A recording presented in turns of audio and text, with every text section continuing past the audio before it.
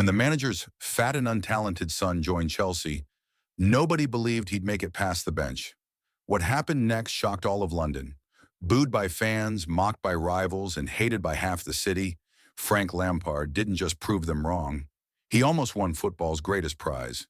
This is the story of how Frank Lampard became the most hated man in London and how he did the impossible. The manager's son. It all began in 1996 at West Ham United.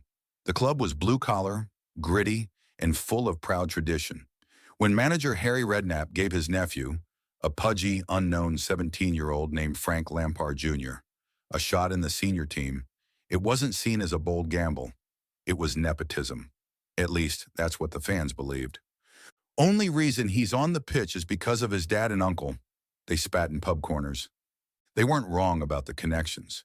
Frank's father, Frank Lampard Sr., was West Ham's assistant coach, and Redknapp, his uncle. But they were dead wrong about the talent. In a now infamous fan forum in 1997, Redknapp was grilled by supporters who accused him of favoritism. One fan asked bluntly, "Why are we giving minutes to your nephew when we've got Scott Canham and Matt Holland who are better?" Redknapp, without blinking, replied, "I'm telling you now, he'll go right to the very top. He'll play for England, and he'll be a top player." Nobody believed it. Frank heard it all. Fat, slow, posh boy, daddy's boy. But the one that stuck with him the most was simple. Not good enough. He didn't have Rio Ferdinand's natural grace. He didn't have Joe Cole's street magic. He wasn't fast. He wasn't flashy. But he had something else.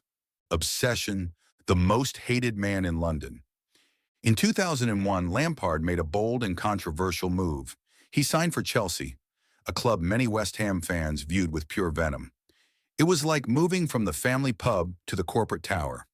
He didn't just leave. He left for a club with more money, more ambition, and worst of all, more eyes. And those eyes, they hated what they saw. In his early Chelsea days, Lampard's every mistake was magnified. He didn't glide past players. He didn't spray 50-yard passes like Gerrard. His touch looked heavy. His engine looked clunky. To Arsenal fans, he was the enemy. To West Ham fans, a traitor. To Spurs fans, just another cocky blue shirt. And even some Chelsea supporters doubted he was worth the £11 million paid. But Lampard didn't try to win anyone over with words. He let the scoreboard talk. A new era, José Mourinho arrives. The special one. Arrogant, brilliant, relentless. And Mourinho immediately sees what others missed. "This boy is the best midfielder in the world," he tells the press. "He's the one I'd build a team around." And just like that, everything changes. Lampard, once mocked for his fitness, becomes a machine. He plays every single Premier League game in the 2004-05 season, scores 13 goals, leads Chelsea to their first league title in 50 years. He does it again in 2005-06. Scores 16 goals, and suddenly the fat kid was the most consistent midfielder in the world. And in 2005, something incredible happened. The Ballon d'Or has always favored the spectacular. Ronaldinho's samba magic, Zidane's elegance, Messi's left foot, Ronaldo's power. But in 2005, Frank Lampard finished second, ahead of Gerrard, ahead of Henry, ahead of every other Premier League superstar. Only Ronaldinho at his peak stood above him. And it wasn't just the goals. It was the intelligence, the relentless runs into the box, the calm in chaos, the leadership. In that same year, he was voted FWA Footballer of the Year, PFA Fans Player of the Year, and named UEFA Midfielder of the Year. For a brief moment, Frank Lampard wasn't the manager's son. He was England's finest, Europe's best. And he was one step away from being crowned the world's greatest. The Dark Ages. But football is cruel. In 2006, the golden generation crumbled under the weight of expectations. England flopped at the World Cup. Lampard, despite 24 shots, failed to score. Critics sharpened their knives. Not clutch. Goes missing when it matters. Ghost goals and penalty misses. The hate returned. Louder than before. Chelsea stumbled. Mourinho left. The team fractured. Fans turned their eyes to newer stars. Fabregas, Modric, Silva. And while Lampard still banged in double-digit goals every year, he became invisible to the media machine. Too consistent to praise, too quiet to sell. Worse yet, new managers rotated him. Benitez benched him. AVB doubted him. At 34, his time looked over. But Lampard wasn't done yet. Munich, Chelsea, battered, aging, written off. Face Bayern Munich in their own stadium in the Champions League final. No Terry, no Drogba magic left. No chance. But there's Lampard, captain for the night, calm, focused, relentless. Barking orders, holding the line. The match goes to penalties. Drogba scores the winner. Chelsea lift the trophy. But without Lampard holding the midfield against Kroos, Müller, and Schweinsteiger, there is no miracle.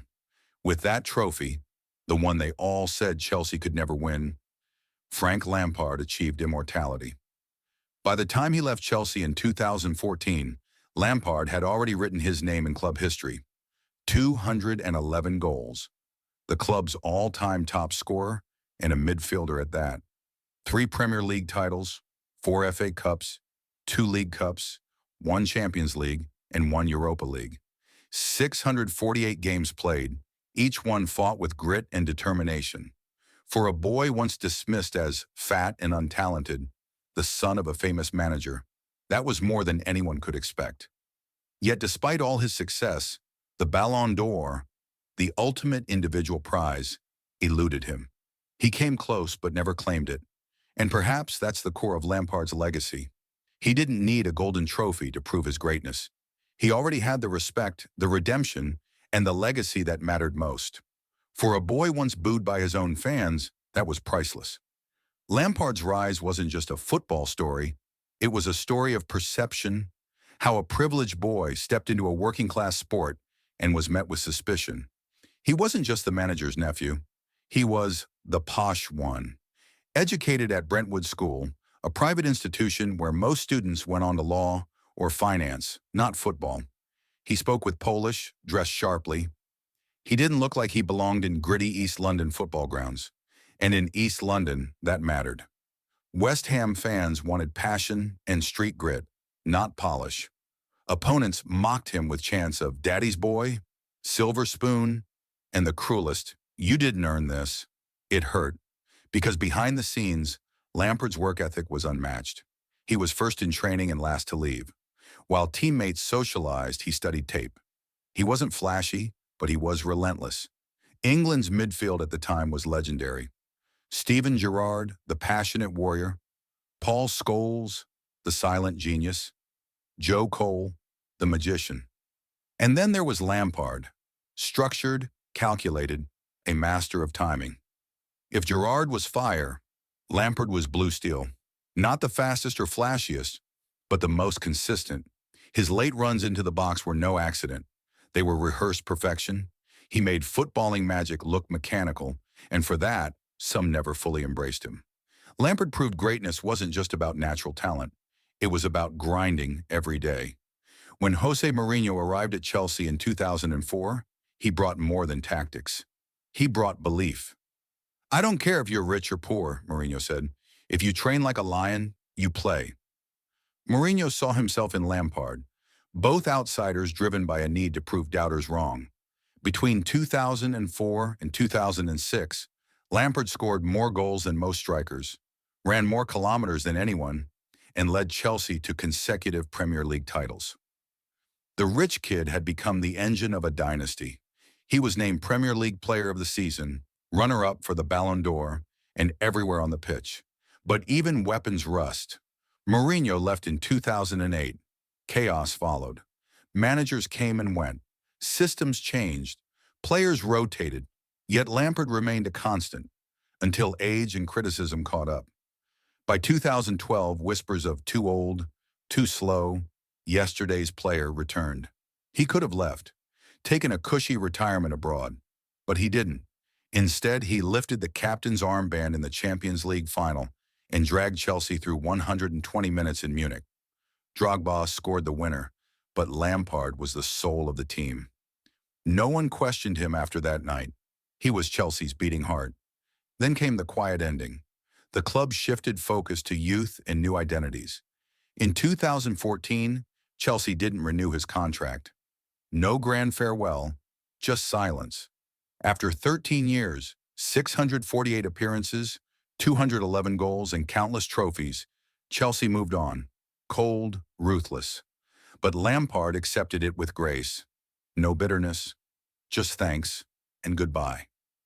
At 36, Lampard crossed the Atlantic to New York City FC in MLS. He was supposed to be the face, the mentor, the star. But the team wasn't ready, so he went on loan to Manchester City, Chelsea's rival.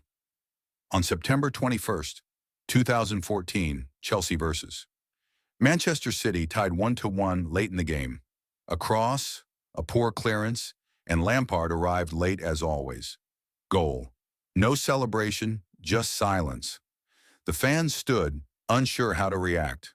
The rich kid who became their warrior had scored against them one last time. He finished his career in New York, scoring, smiling with fans, wearing the captain's armband proudly. But football moves on. By 2017, with younger stars rising, Lampard retired quietly. No farewell tour, no Ballon d'Or, just the end. Or so it seemed. In 2019, Chelsea called him back. Super Frank is back. The club was under a transfer ban and needed a soul. Despite limited managerial experience, Lampard returned. Welcomed as a hero, Lampard promoted youth stars like Mason Mount, Reece James, and Tammy Abraham. He steered Chelsea through challenges and secured a top-4 finish, helping the club reclaim its identity. But football is unforgiving. In 2020-21, Chelsea spent over £200 million on new signings. Early optimism faded as the team struggled, the defense faltered, and Lampard seemed overwhelmed. Chelsea slipped to 9th, and on January 25th, 2021, he was sacked. Fans were devastated. He wasn't just a manager, he was their legend and soldier. Even Roman Abramovich expressed regret. Lampard quietly stepped back, spending time with family and doing occasional punditry. Just months later, under Thomas Tuchel, Chelsea won the Champions League. Many believed it was Lampard's team, built on the youth and foundation he had laid. The story seemed to fade, but in 2023, amid chaos, Chelsea called again. Lampard returned to steady the sinking ship. The squad was broken, losses mounted, and the romance ended quietly. No renewal, no farewells. Who was Frank Lampard? Privileged son, workhorse, near Ballon d'Or winner, failed manager, youth builder. He was all, not flawless, but real. Every sneer turned to respect, every boo to belief. He became great despite doubt, and that's his true legacy.